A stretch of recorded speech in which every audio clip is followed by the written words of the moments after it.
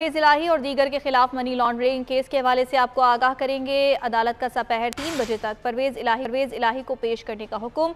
अदालती वक्त खत्म होने तक पेश ना किया तो कानूनी कार्रवाई का हुक्म दूंगा। जज की जानिब से ये रिमार्क्स दिए गए हैं। ये सुप्रीम कोर्ट या हाई कोर्ट नहीं जहां बहाने लगा लोगे।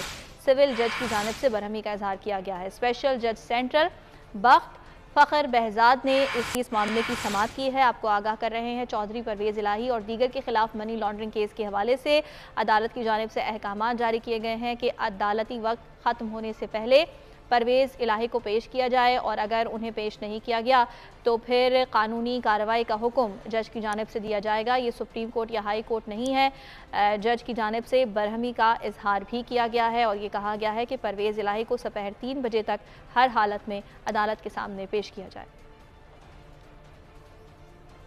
महकमा खुराक और फ्लोर मिल्स एसोसिएशन आमने सामने आ गए हैं।